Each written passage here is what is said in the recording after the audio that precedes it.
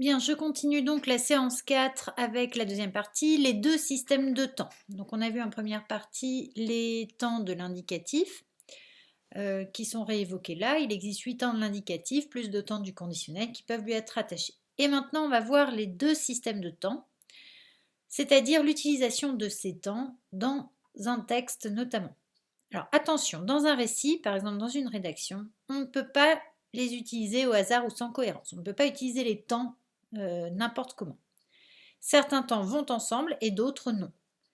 Exemple faux. Cette nuit-là, Ethan marche dans le cimetière quand soudain une lumière étrange attira son attention. Ici, c'est attira qui pose problème. Deuxième exemple faux. Il se précipita vers la tombe. Stupéfait, il se promit qu'il racontera plus tard ce qu'il a vu à ses amis. Donc ici, c'est racontera et a vu qui sont erronés. Alors, j'aimerais que vous mettiez la vidéo sur pause et que vous essayiez déjà de me compléter au crayon ces deux exemples, de me les corriger, d'essayer de voir ce qui ne va pas avec ces verbes.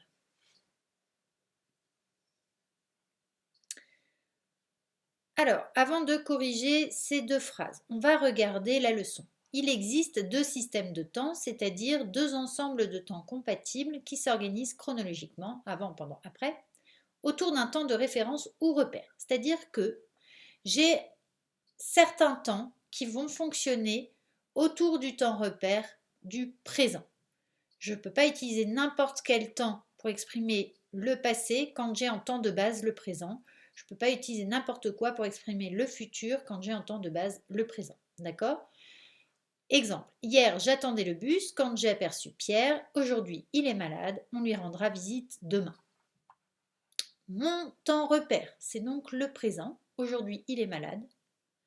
Puisque j'ai du présent, quand je veux exprimer un passé par rapport à ce présent, je vais utiliser soit l'imparfait pour la description, pour une action d'arrière-plan, soit le passé composé. Et quand je veux exprimer un futur par rapport à ce présent, on lui rendra visite demain, j'utilise le futur simple. Et si je veux exprimer une action qui se produit avant mon futur simple, c'est le futur antérieur. De toute façon, quand c'est un temps composé, ça se produit toujours avant le temps simple sur l'axe. Hein. Donc, par exemple, quand j'aurai fini mes devoirs, je mettrai la table. Donc là, j'ai un futur, je mettrai la table. Et je mettrai la table quand j'aurai fini mes devoirs. Donc, aurai fini mes devoirs, ça intervient forcément dans l'axe du temps avant le fait de mettre la table. Donc là, j'utilise un futur antérieur quand j'aurai fini mes devoirs. Voilà. Deuxième système, ce sont les temps organisés autour du passé ou ce qu'on appelle le système du passé. Le temps repère, ça va être le passé simple. C'est d'ailleurs assez spécifique au récit de manière générale. C'est le système qu'on utilise souvent dans le récit. Donc, repère. N'écrivez surtout pas présent, j'ai juste fait un copier-coller pour avoir la zone de texte.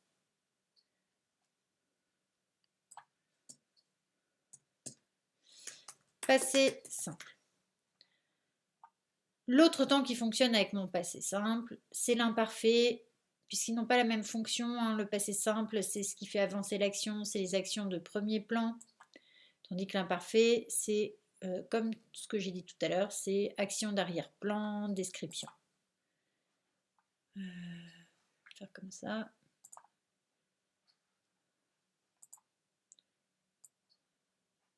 Il m'embête.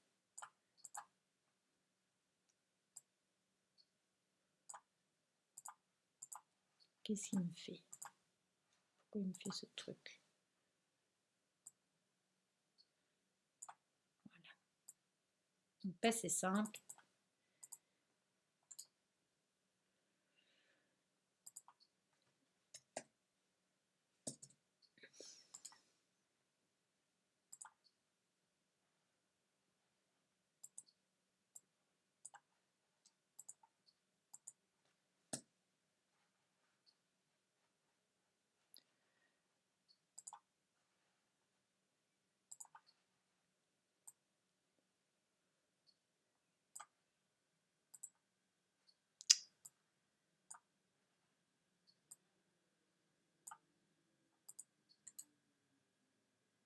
Pourquoi il me fait ça?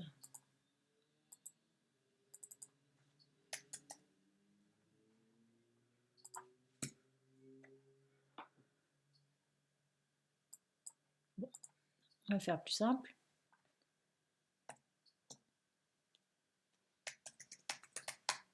Voilà. Passé simple imparfait.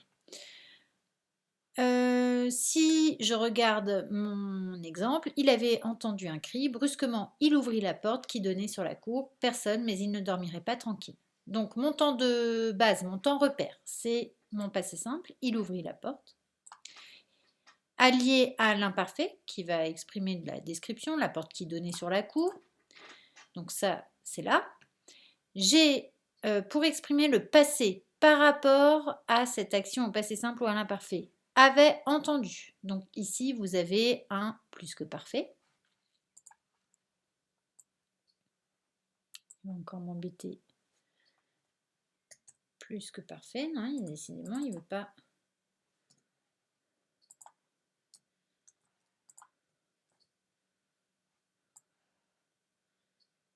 Donc, plus que parfait. Je peux également utiliser, pour exprimer le passé par rapport au passé simple, je peux utiliser le passé antérieur. Personne, mais il ne dormirait pas tranquille. Donc, personne, mais cette nuit, il ne dormirait pas tranquille. Donc, on est bien dans un futur par rapport à notre action au passé simple. Et cette action future, dans un texte qui a pour temps repère le passé simple, s'exprime au conditionnel présent. Donc, je ne mets pas de futur dans un texte qui a le passé simple pour temps de base. Si je veux exprimer un futur. Mais je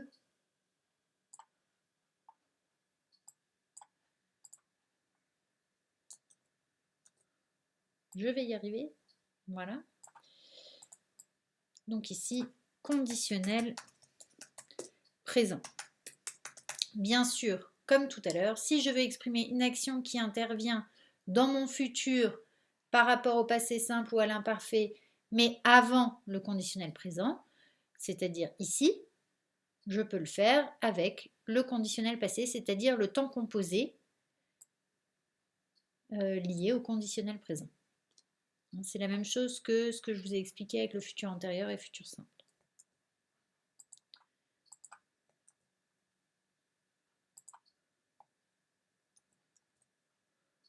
Donc ici, conditionnel passé. Voilà. Voilà, on a fini par y arriver. Voilà, donc une fois que ça, c'est... Il faut quand même que je suis en train de corriger mon fichier. J'aurais plus mon fichier pas corrigé. Donc je vais noter corriger. Voilà. Enfin, leçon complétée plutôt. Parce qu'après, il y a les exercices.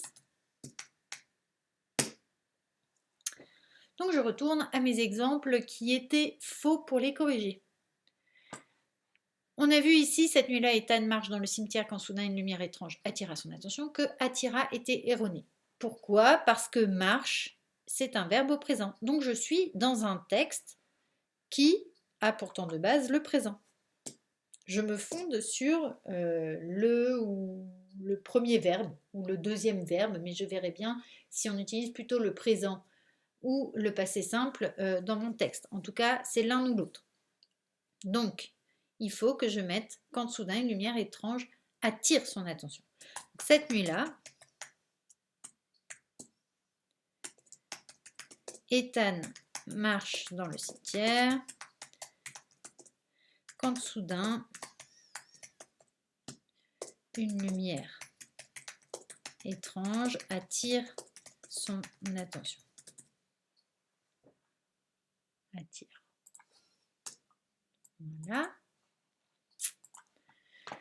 Deuxième exemple, il se précipita vers la tombe. Donc ici, j'ai un temps j'ai le passé simple pour temps de base, temps repère de mon texte. Stupéfait, il se promit qu'il racontera plus tard ce qu'il a vu à ses amis. Donc, racontera, j'exprime un futur par rapport à mon action de base au passé simple. Or, dans un système du passé, je ne peux pas utiliser le futur. Je dois utiliser le conditionnel présent. Donc, il se promit qu'il raconterait plus tard. Et pareil, je ne peux pas utiliser le passé composé, puisque j'ai pour temps de base le passé simple. Ici, ce a vu va intervenir a priori avant se précipita vers la tombe. Stupéfait, il se promit qu'il raconterait plus tard ce qu'il avait vu à ses amis. Donc, je vais copier, ça va être plus rapide.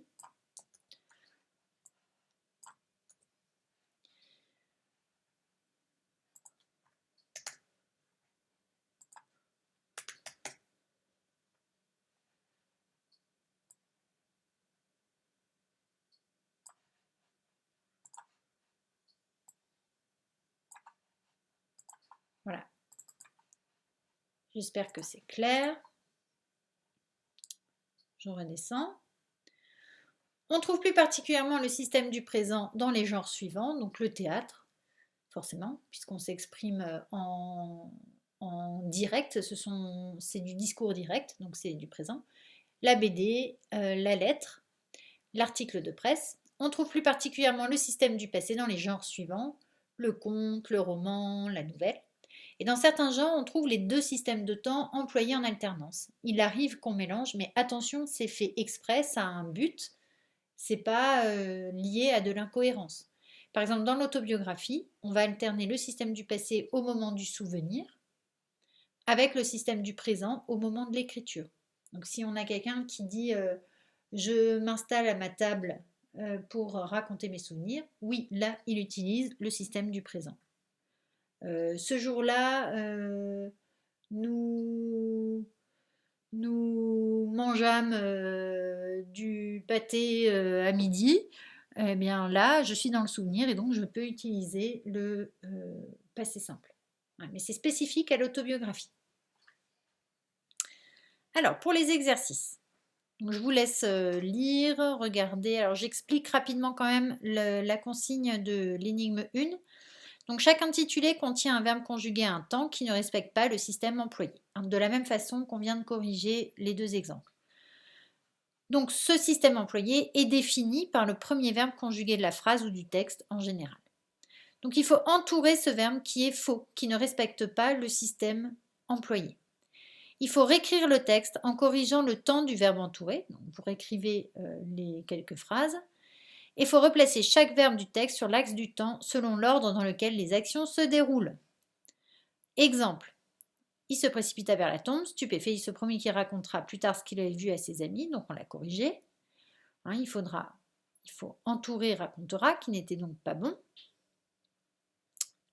Ensuite, on corrige, on réécrit, et puis sur l'axe du temps, on replace les verbes. Donc, il se promit, c'est mon temps il se précipita, se promit, ce sont deux actions qui se succèdent, donc, mais temps de base, le passé simple, donc il se précipite, ensuite il se promit.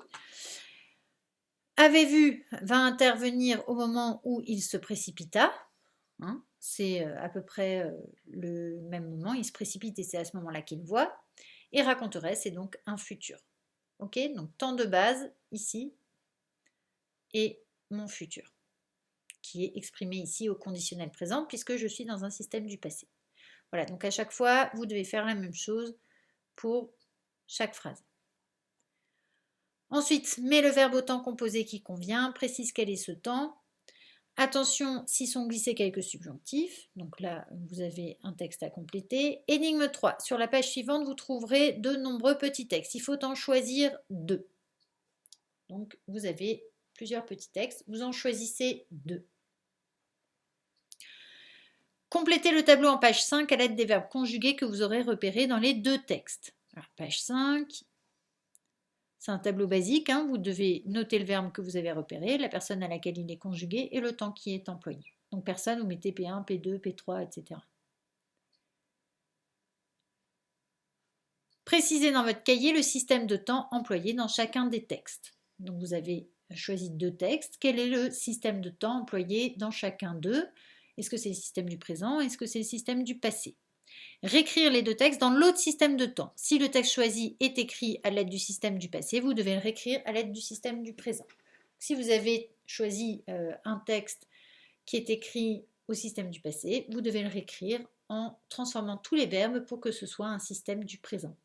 Donc logiquement, vous allez passer par exemple le passé simple et l'imparfait au présent, passé antérieur plus que parfait plutôt au passé composé, et conditionnel présent au futur. Voilà, vous devez en fait inverser. J'espère que c'est assez clair. Bon travail!